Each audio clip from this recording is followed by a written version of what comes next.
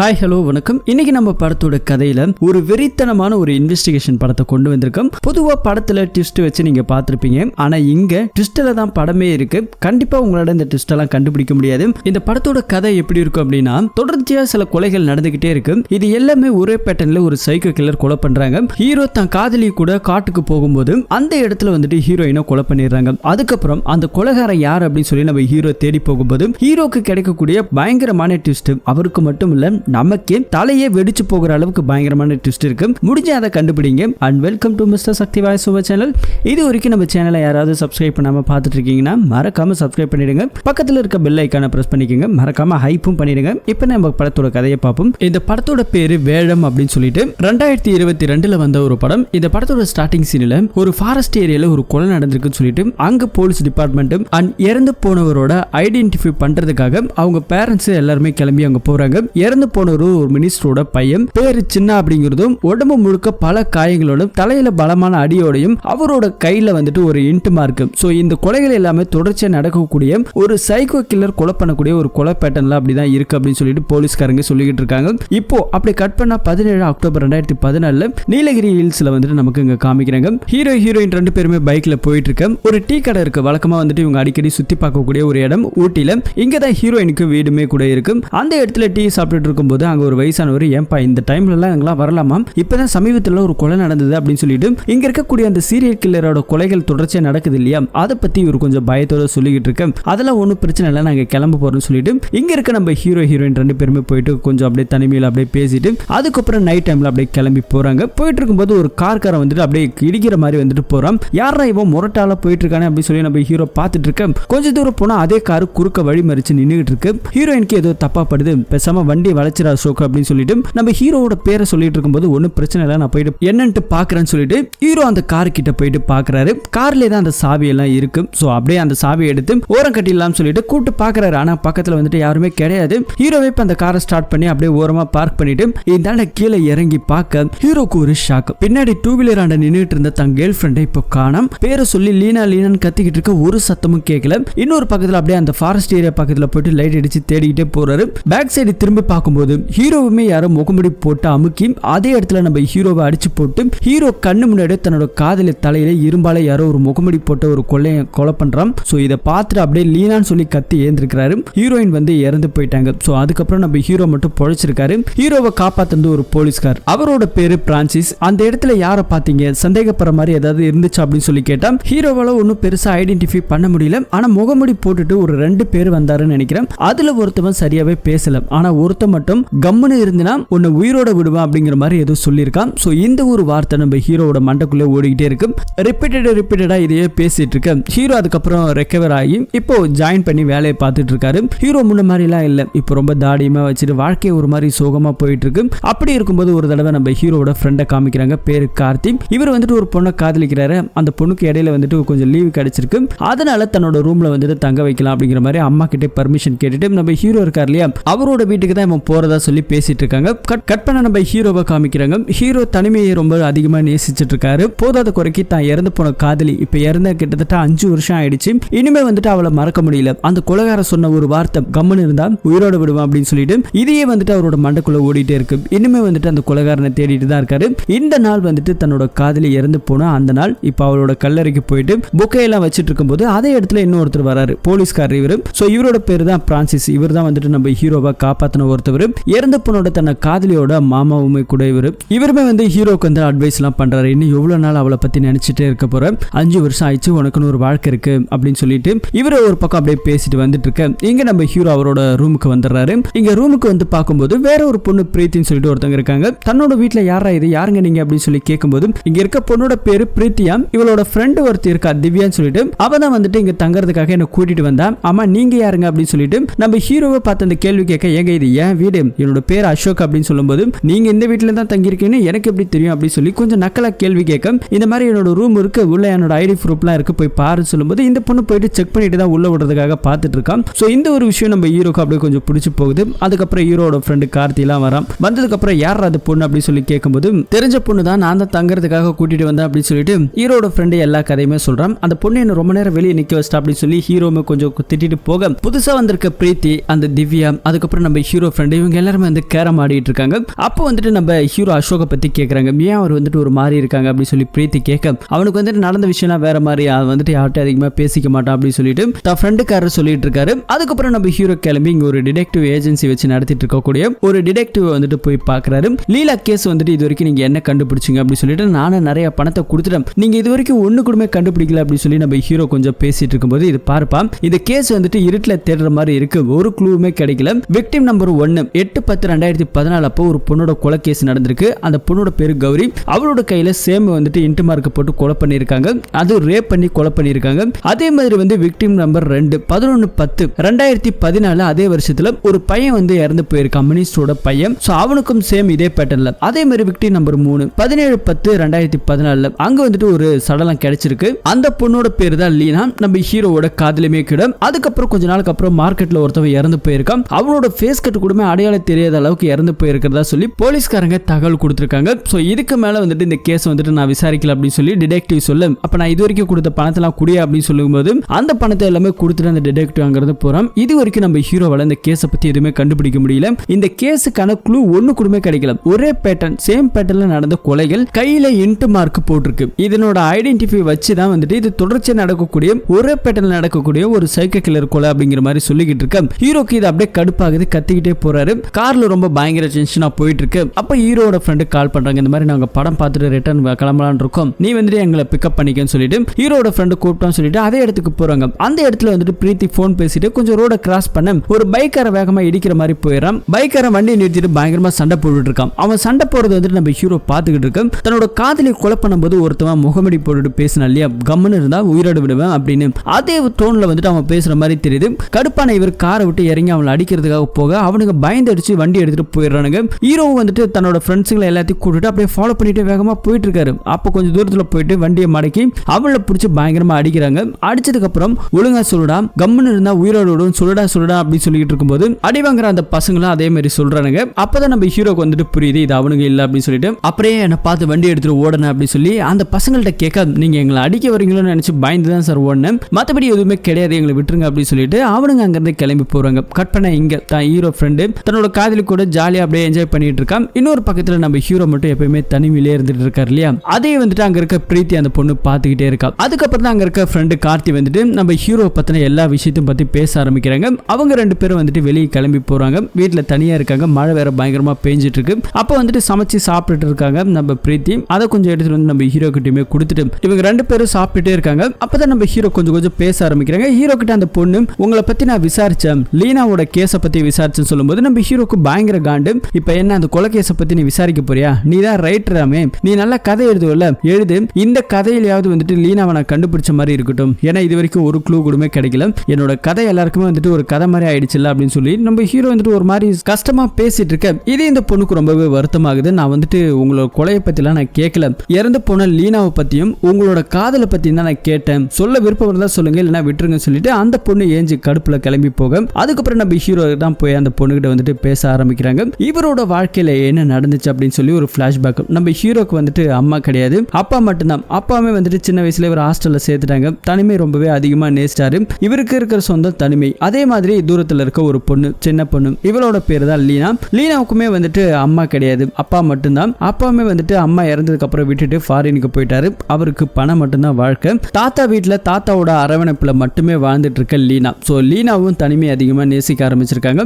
லீனாவுக்கும் நம்ம ஹீரோக்குமே வந்துட்டு சின்ன வயசுல இருந்து அப்படியே ஒரு கனெக்ஷன் ஆகி இவங்களோட ஃப்ரெண்ட்ஷிப் கொஞ்ச நாளுக்கு அப்புறம் காதலா மாறி இருக்கு. இவங்க ரெண்டு பேரும் அவ்வளவு பிரியமாவும் பாசமாவும் வளர்ந்துகிட்டு வந்திருக்காங்க. தாத்தாவோட அரவணைப்புல தான் வந்துட்டு ரொம்பவே சந்தோஷமா இருந்தாரு. தாத்தாவுக்கு ஒரு பையன் இருக்கான். அவன் வந்துட்டு வேற ஒரு ஜாதி ஒரு பொண்ணை கல்யாணம் பண்ணதால அவர் வந்துட்டு வீட்டுல சேர்த்துக்கல. லீனா மட்டும் இப்ப லவ் பண்றா இல்லையா, இந்த விஷயமே வந்துட்டு தாத்தாக்கு தெரியும். ஆனா தாத்தா வந்துட்டு பெருசா எதுவும் கண்டுக்கல. ஒரு கட்டத்துல வந்துட்டு அந்த தாத்தாக்காரமே இறந்து போறாரு. அதுக்கப்புறம் நம்ம லீனா ரொம்பவே தனிமையை நேசிச்சிருக்காங்க. தன்னோட காதலன் வீட்டுக்கு வந்தா கூட அப்பா இது பாருமா கல்யாணம் ஆகாம தங்க கூடாது அப்படிங்கிற மாதிரி நம்ம ஹீரோட அப்பா சொல்லியிருக்காரு. நைட் டைம்ல அந்த பொண்ணு எங்க போகும் பாவம் இல்லையா. சோ அதே இடத்துல வந்துட்டு நம்ம ஹீரோ பார்க்க, இது பாரு யார் என்ன சொன்னாலும் பரவாயில்ல, சின்ன வயசுல இருந்து நீ நானும் ஒன்னாதான் சுத்திட்டு இருக்கோம், அப்பெல்லாம் பேசாத உலகம் இப்ப பேச போகுது வாடி அப்படின்னு சொல்லிட்டு உள்ள கூட்டிட்டு போறாங்க. உள்ள கூட்டிட்டு போனதுக்கு அப்புறம் ரொம்ப சந்தோஷமா மனசு விட்டு பேசுறாங்க. தாத்தாவோட ஞாபகமாவே இருக்கு அப்படின்னு சொல்லிட்டு நம்ம லீனா பேசிட்டு இருக்க, நம்ம ரெண்டு பேரும் பேசாம கல்யாணம் பண்ணிக்கலாமா அப்படிங்கிற மாதிரி எல்லாம் நம்ம ஹீரோ கேட்க, இந்த பொண்ணு ஓகேன்னு சொல்லிடுச்சு. என்னடி உடனே ஓகே சொல்லிட்டுன்னு கேட்டா, நான் இனிமே கேட்கறதுக்கு எனக்கு யார் இருக்கா, நீ மட்டும் தான், உங்ககிட்ட மட்டும் தான் பர்மிஷன் கேட்கணும், அதுதான் ஓகே அப்படின்னு சொல்லிட்டா.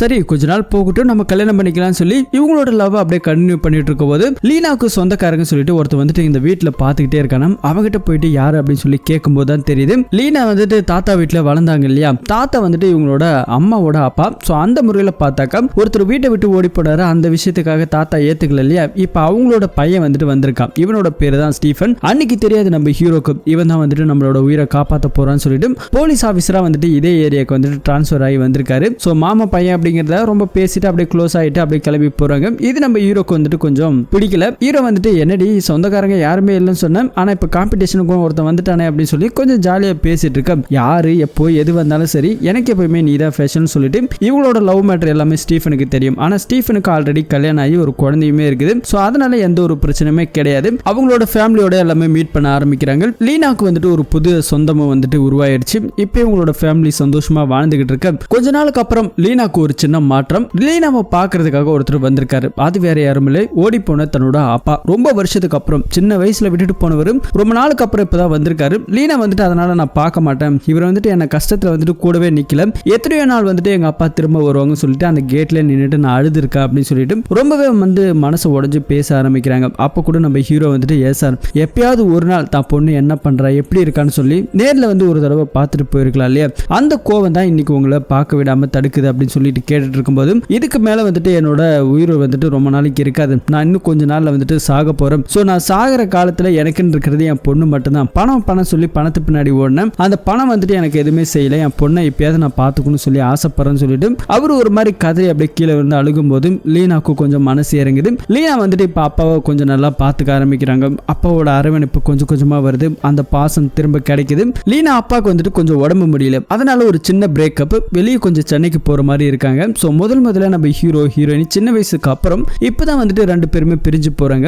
இப்போ நம்ம ஹீரோயின் அவங்க அப்பாவோட ட்ரீட்மெண்ட்லாம் முடிச்சுட்டு அவங்களுக்குன்னு சொந்த ஒரு ஊர்ல இருக்கு. சோ அந்த ஊர்ல ஒரு வேலைக்கார பொண்ணு வேலை பார்த்துட்டு இருக்கா. உள்ள போயிட்டு தண்ணி குடிச்சிட்டு அந்த பொண்ணோட பேரு கௌரின்னு சொல்லி கூட்டிட்டு போயிட்டே இருக்கும்போது அங்க நம்ம ஹீரோயினுக்கு ஒரு பயங்கர ஷாக். அந்த பொண்ணு வந்துட்டு யாரோ தலையில பலமா அடிச்சு உடம்புல பயங்கர சிராய்ப்போட இறந்து போய் கிடக்குறாங்க. அதை பார்த்தோன்னே நம்ம ஹீரோயின் கதறி அழுகுறாங்க. சோ அந்த பொண்ணு வந்துட்டு அந்த சைக்கோ கில்லர் தான் கொலை பண்ணிருக்கான், சேம் பேட்டர்ன்ல தான் இருக்கு. சோ அவளோட இழப்பு நம்ம ஹீரோயினால தாங்கிக்க முடியல, அதனாலதான் நம்ம ஹீரோ வந்துட்டு வெளியே கூட்டு போறதுக்காக அன்னைக்கு அந்த ஃபாரஸ்ட் ஏரியாவுக்கு போயிருக்காரு. சோ போனதுக்கு அப்புறம் தான் அந்த வண்டி குறுக்க நின்னது. அங்க நடந்த படத்தோட ஆரம்பத்துல காமிச்ச எல்லா சம்பவமே நடந்திருக்கு. ஹீரோவுமே வந்துட்டு முகத்தை அப்படியே மூடி கட்டி தரதரன்னு இழுத்துட்டு போயிட்டு ஒரு இடத்துல வந்துட்டு பலமா நம்ம ஹீரோவுமே அடிச்சிருக்காங்க. அடிச்ச அதே இடத்துக்கு ஆப்போசிட்ல தான் ஹீரோயினுமே படுத்திருக்காங்க. ஹீரோ கண்ணு முன்னாடியே ஹீரோயினை வந்துட்டு தலையில பலமா அடிச்சிருக்காரு. அடிச்சதுக்கு அப்புறம் நம்ம ஹீரோக்கு மயக்கம் வந்திருக்கு. அதுக்கப்புறம் போலீஸ்காரர் அந்த இடத்துக்கு வந்திருக்காங்க.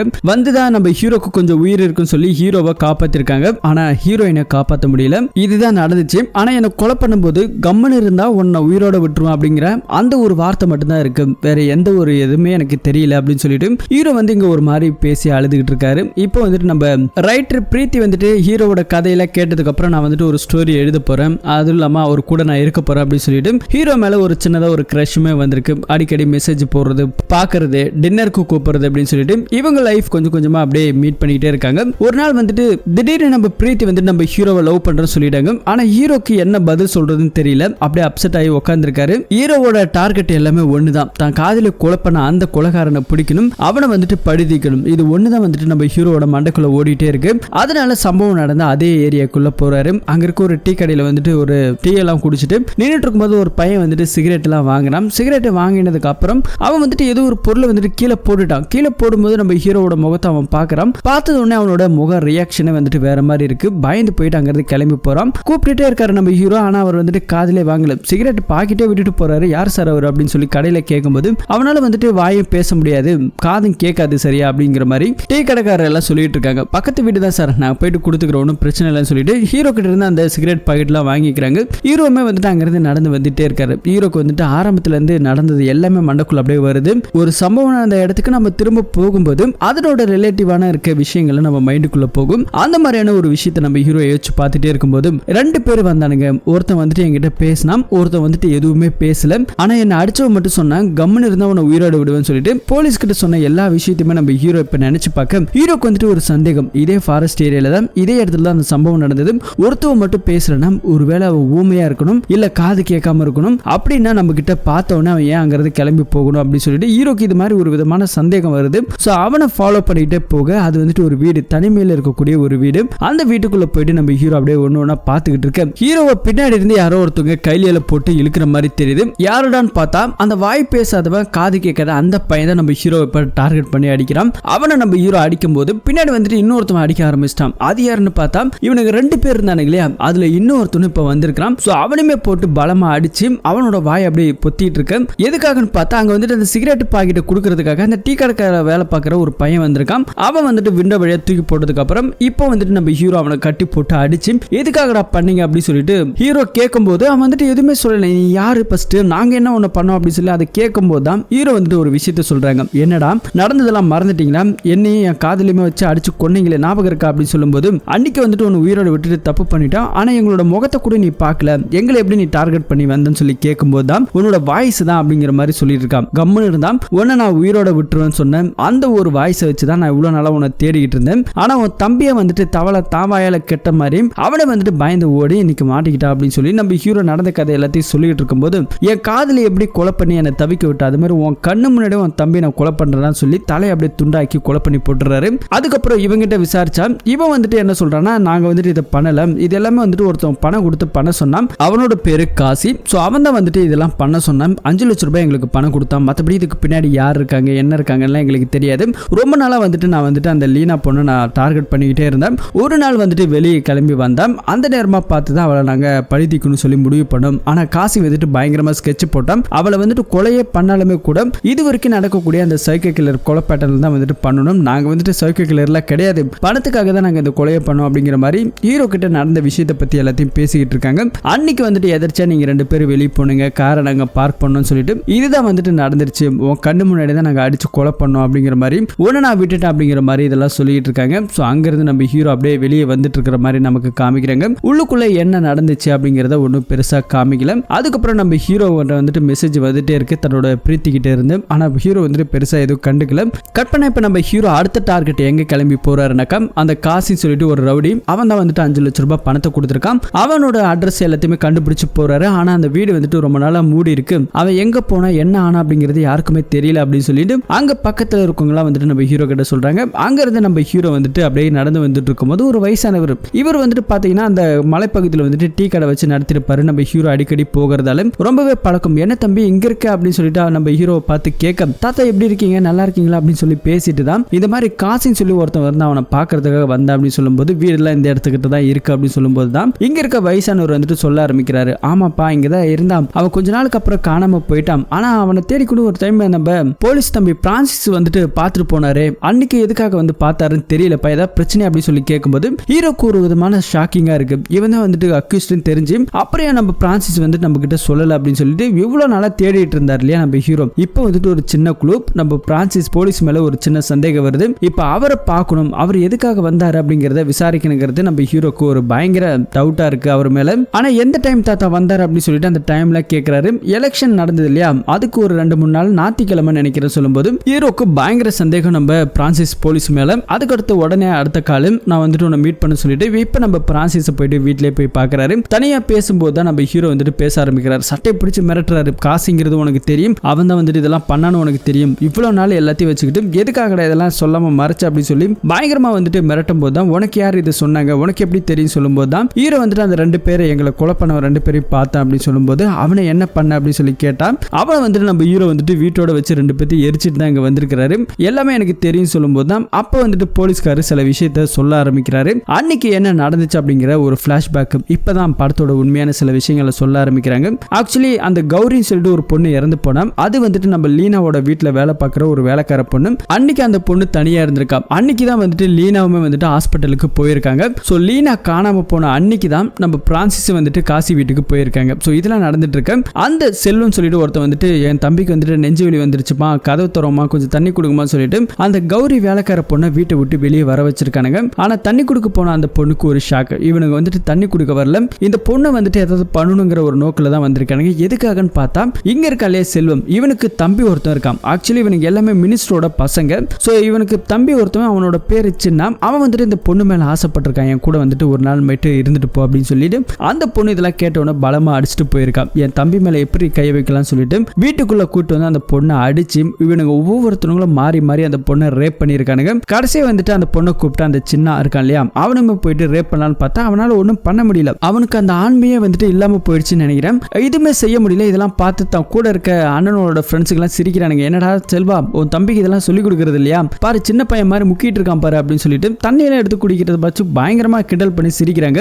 ஆனா அப்பா கூட சின்னவால வந்துட்டு ஒண்ணுமே பண்ண முடியல. கடைசி அந்த பொண்ணை அடிச்சு கொலை பண்ணிட்டு ஒரு தடையும் கூட கிடைக்காம அங்கிருந்து இவனுக்கு எல்லாமே தப்பிச்சு வந்திருக்காங்க. வீட்டுக்கு வந்துட்டு இவன் பையன் வந்துட்டு பயங்கரமா சரக்கு போட்டிருக்கான். அந்த சின்ன என்னடா வந்துட்டு கிண்டல் பண்ணீங்க, இப்ப போய் அந்த பொண்ணை நான் ரேப் பண்ண போறேன்னு சொல்லிட்டு செத்த பொண்ணத்தை திரும்ப ரேப் பண்றதுக்காக திரும்ப அதே வீட்டுக்கு போயிருக்கான். வீட்டுல யாருமே இல்ல.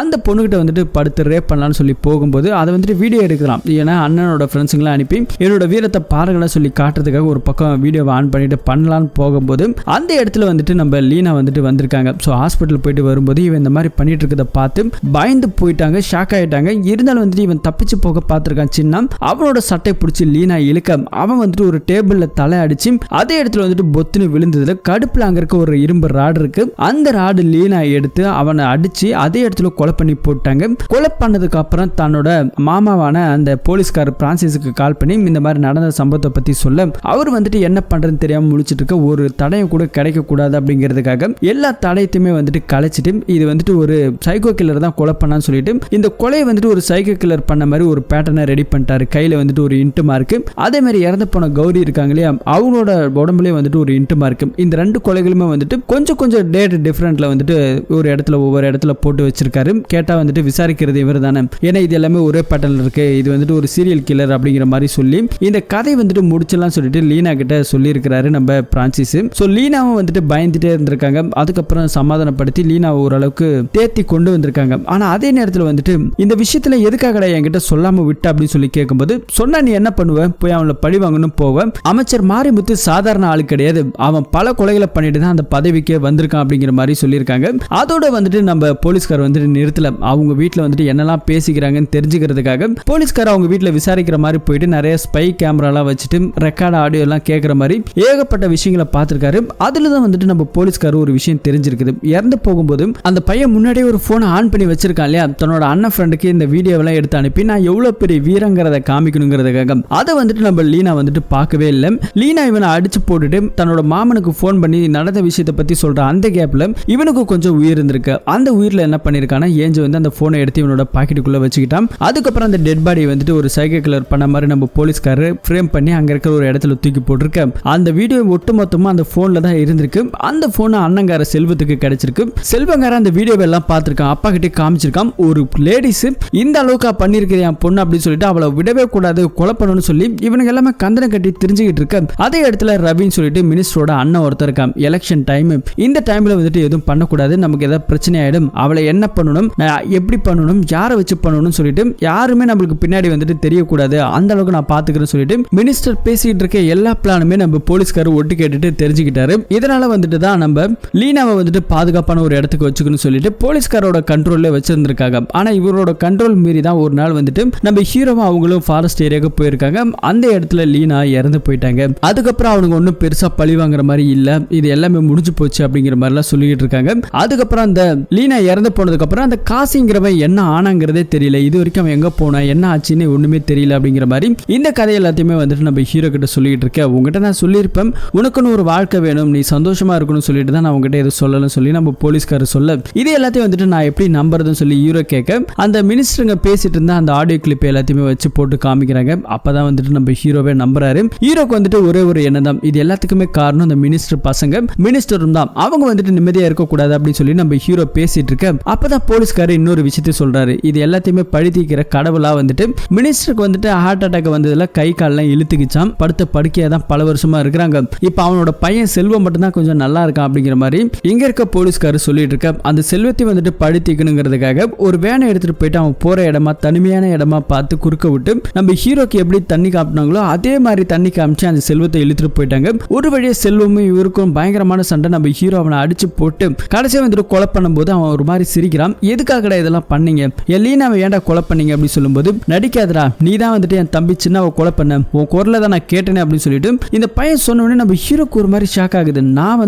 நான் எங்கடா வந்தா அப்படின்னு சொல்லிட்டு நம்ம ஹீரோ விசாரிச்சுட்டு இருக்க. இன்னொரு பக்கத்துல இந்த போலீஸ்காரர் பிரான்சிஸ் வந்துட்டு வந்திருக்காரு. செல்வத்தை வந்துட்டு காண சொல்லி செல்வத்தோட டிரைவர் வந்துட்டு கம்ப்ளைண்ட் பண்ணியிருக்காரு போன் பண்ணி. அந்த ஃபாரஸ்ட் ஏரியால வந்துட்டு இப்ப தேடிட்டு இருக்காங்க. செல்வ வீட்டுக்கு வந்துட்டு ஃபோன் பண்ணுங்கன்னு சொல்லி இது ஒரு பக்கம் போயிட்டு இருக்கு. நம்ம ஹீரோ இந்த பக்கத்துல அந்த செல்வத்துக்கிட்ட விசாரிச்சுட்டு இருக்காரு. நான் எதுவும் வரலன்னு சொல்லும்போது என் தம்பி வந்துட்டு சின்ன இறந்து போகல, அவன் வந்து கடைசி அந்த போன் எடுத்து எனக்கு ஃபோன் பண்ணான்னு சொல்லிட்டு அந்த பிளாஷ்பேக்கை நமக்கு காமிக்கிறாங்க. பைபிள் அருந்ததி படத்துல வர பசுபதி மாதிரி சாகவே மாட்டான் போல திரும்ப வந்துட்டு போனை எடுத்து அப்படியே ஃபோன் பண்றான் அண்ணனுக்கு. அண்ணா என்ன ஏதோ பண்ணிட்டாங்கண்ணா அப்படின்னு சொல்லும்போது என்னடா குடிச்சிட்டு உளறியா, போய் கவனம் படுத்து தூங்குடா அப்படின்னு சொல்லி அண்ணங்கார போனை வச்சிருக்கான். அப்படி போனை வைக்கும்போது டே அப்படின்னு சொல்லி கூப்பிட்ட ஒரு வாய்ஸ் வந்துட்டு அவருக்கு கேட்டிருக்கு. அந்த வாய்ஸ் உன் வாய்ஸ் மாதிரி தான் இருக்கு, நீ தான் வந்துட்டு பண்ணிருக்க அப்படின்னு சொல்லிட்டு இங்க இருக்க நம்ம ஹீரோ கிட்ட அவன் சொல்லிட்டு இருக்க. ஹீரோ வந்துட்டு இதெல்லாம் வந்துட்டு பெருசா நம்பல. அதே இடத்துல அவனை அடிச்சு கொலை பண்ணி போட்டுட்டு அங்கிருந்து கிளம்பி போக இன்னொரு பக்கம் போலீஸ்காரங்க நம்ம செல்வனை காணான்னு சொல்லிட்டு ஒரு வழியா பரபரப்பா தேடிட்டு இருக்காங்க. அவங்க வீட்டுல போயிட்டு விசாரிக்கிற மாதிரி போறாங்க. மினிஸ்டருக்கும் வந்துட்டு பாதுகாப்பு இல்ல, அவரை கொலை பண்றதுக்கு யாராவது வந்துருவாங்களோ சொல்லிட்டு இங்க இருக்க போலீஸ்கார பிரான்சிஸ் போயிட்டு என்ன பண்றாருன்னா, மினிஸ்டர் வந்து படுத்த படுக்கையா இருக்காங்க இல்லையா, வீட்டுக்குள்ள யாராவது இருக்காங்களா போய் செக் பண்ணுங்க சொல்லி ஒட்டுமொத்த போலீஸை அமுச்சு விட்டு தலைக்காணி வச்சு இவரை கொலை பண்ணிட்டு அங்கிருந்து வந்துட்டு எஸ்கேப் ஆகி அப்படியே நார்மலா வந்துட்டு கார் எடுத்துட்டு கிளம்பி போறாரு. இது எல்லாமே வந்துட்டு நம்ம ஹீரோ வந்துட்டு பார்த்துட்டு இருக்காரு. இந்த போலீஸ்கார பிரான்சிஸ்க்கு வந்துட்டு ஏதோ ஒன்று தொடர்பு இருக்குன்னு சொல்லிட்டு திரும்ப வந்துட்டு அவன் வீட்டுல இருந்து வெளியே கிளம்ப போட அடுத்த நேரம் அவரோட வீட்டுக்குள்ள புகுறாரு. அவரோட பர்சனல் சிஸ்டம் ஒன்று இருக்குது. அதுல தான் வந்துட்டு நம்ம ஹீரோ வந்துட்டு கடைசியா அவங்க மினிஸ்டர் பேசின அந்த ஆடியோல கேட்டிருப்பாரு. அந்த சிஸ்டத்தை ஓபன் பண்ணி பார்க்கும்போது பாஸ்வேர்ட்ல கேக்குது, உள்ள போட்டு போறாரு. ஏன்னா அந்த போலீஸ்காரனோட பையன் ஒரு டைம் கேம் ஆடும்போது பாஸ்வேர்டு போட்டிருப்பான். அதை வந்துட்டு நம்ம ஹீரோ வந்துட்டு ஞாபகமா வச்சு ஓபன் பண்ணிட்டாரு. இப்ப ஹைட் அண்ட் ஃபைல்ல இருக்கு. ஹைடை ஓபன் பண்ணி பார்க்கும்போது அதுல ஒரு வித்தியாசமான வீடியோ, அதாவது இறந்து போன அந்த சின்ன இருக்கா இல்லையா, அவ வந்துட்டு வீடியோ எடுத்து வச்சிருக்கான். அந்த வீடியோ வந்துட்டு நம்ம போலீஸ்காரர் சொல்லியிருப்பாரு இல்லையா, அதுக்கப்புறம் தான் வந்துட்டு நம்ம லீனா வந்து அடிச்சு கொலை பண்ண மாதிரி அது எல்லாமே இருக்கு, கரெக்டா தான் இருக்கு. ஆனா அந்த சின்ன இறந்து போனா அதே நாள்ல வந்துட்டு அந்த வீடியோ வந்துட்டு இவனுக்கு எப்படி கிடைச்சது, சேவ் பண்ணி வச்சிருக்கான். ஏன்னா சேவ் பண்ண டிரைவ்ல டேட் மென்ஷன் ஆகும் இல்லையா, அந்த டேட்டை வச்சு நம்ம ஹீரோக்கு ஒரு சந்தேகம் வருது. அப்பனா ஒருவேளை சின்ன இறந்த அதே நாள் எப்படி இந்த வீடியோ வந்துட்டு நம்ம போலீஸ்காரனுக்கு கிடைச்சிருக்கும், இது வந்துட்டு ஒரு சந்தேகம். அப்படி சந்தேகமா இருக்கும்போது அவனை வந்துட்டு தலை மேல ஒரே அடி யாருன்னு சொல்லி பார்க்கும்போது தான் பின்னாடி அந்த போலீஸ்காரன் வந்து நம்ம ஹீரோவை அடிச்சிருக்கான். ஹீரோக்கும் போலீஸ்காருக்கும் பயங்கரமான சண்டை. அந்த சண்டையில ஒரு வழியா நம்ம போலீஸ்கார அடிச்சது ஒன்னதானே வந்துட்டு லீனா நம்பினேன், எதுக்காக இப்படிலாம் பண்ண அப்படின்னு சொல்லிட்டு ஹீரோ வந்துட்டு போட்டு பலமா அடிச்சதுல அவன் மயக்கம் போட்டு விழுந்துட்டு இருக்கான். அந்த நேரத்தில் வந்துட்டு போலீஸ்காருக்கு ஒரு போன் கால் வருது. அவரோட பர்சனல் ஒரு மொபைல் சின்ன பட்டன் போன் இருக்கு, அந்த போனுக்கு ஏதோ ஒரு பேர் வருது. அந்த பேரை ஓபன் பண்ணி பார்க்க ஹீரோக்கு ஒரு கதி கலங்குற ட்விஸ்ட் என்னன்னு பார்த்தா லீனான்னு சொல்லிட்டு ஒரு போன்ல இருந்து கால் வருது. அட்டன் பண்ணி நம்ம ஹீரோ காதுல வைக்க இறந்து போனோட தன்னோட காதலி லீனா அவளோட வாய்ஸ்ல பேரை சொல்லி ஹலோ ஹலோன்னு சொல்லி கேட்டுட்டு இருக்காங்க. இதை கேட்டோட நம்ம ஹீரோக்கு தலையே வெடிச்சு போகுது. போன் அப்படியே தூர போட்டுட்டு கதறி அழுகிறாரு. என்னடா நடந்துச்சு, லீனா உயிரோட இருக்கலாடான்னு சொல்லிட்டு போலீஸ்காரனை எழுப்பினா அவன் வந்துட்டு பயங்கரமான மயக்கத்தில் இருக்கான். ஒரு வழியா அவனை தாடியெல்லாம் தட்டி எழுப்பும் போதுதான் இங்க நம்ம போலீஸ்காரர் ஒரு ட்விஸ்ட நமக்கு கொடுக்குறாங்க, ஒரு பிளாஷ்பேக் காமிக்கிறாங்க. ஆக்சுவலி இந்த பிரான்சிஸ் வந்துட்டு ஒரு நல்ல குணத்துல இங்க வரவே இல்லை. தன்னோட அப்பாவோட சொத்தை எப்படியா நம்ம எடுத்துக்கலாம் சொல்லிதான் தன்னோட தாத்தா வீட்டுக்கு சின்ன வயசுல இருந்து எத்தனை வாட்டி வந்திருக்காங்க. ஆனா தாத்தா உள்ள கூடமே வரல. அப்போ வந்துட்டு இந்த பொண்ணு லீனா வந்துட்டு சந்தோஷமா இதே வீட்டுல வாழ்ந்துட்டு இருந்திருக்கா. அடுத்த வேலை சாப்பாட்டுக்கு இந்த பிரான்சிஸ்க்கு கஷ்டம். அப்பா இறந்து போனதுக்கு அப்புறம் கஷ்டப்பட்டு போலீஸ் வேலை வாங்கியிருக்காரு. ஒரு வழியா வந்துட்டு இந்த சொத்தெல்லாம் திரும்ப எடுத்துக்கலாம்னு வந்து பார்த்தா லீனா வந்துட்டு தன்னோட காதலனோட சந்தோஷமா அந்த வீட்டுல இருக்கா. இது வந்துட்டு இவனுக்கு பிடிக்கலனாக்கா லீனா வந்துட்டு போட்டு தள்ளணும் அப்படிங்கிறது ஒரு பிளான போட்டுட்டே இருந்திருக்கான். ஆனா அவளை கொலையும் பண்ண முடியாது. அப்படிப்பட்ட ஒரு ட்விஸ்ட கொடுத்திருக்கேன். ஏன்னா அவ இறந்து போனா ஒட்டுமொத்த சொத்துமே வந்துட்டு சர்ச்சுக்கு தான் போகணும் அப்படிங்கிற மாதிரி அந்த தாத்தாக்காரர் எழுதி வச்சுட்டு போயிருக்காராம். இதனால இந்த போலீஸ்காரர் பிரான்சிஸால எதுவுமே பண்ண முடியல. ஆனா கடவுளா இவனுக்கு ஒரு வாய்ப்பை கொடுத்திருக்காரு. அதுதான் அந்த கௌரிங்கிற பொண்ணு இறப்போட மரணம். சோ அந்த பொண்ணு இறந்ததுக்கு அப்புறம் ஃபாரஸ்ட்ல வந்துட்டு வாண்டடா நம்ம ஹீரோ ஹீரோயின் போயிட்டு மாட்டிக்கிட்டாங்க இல்லையா,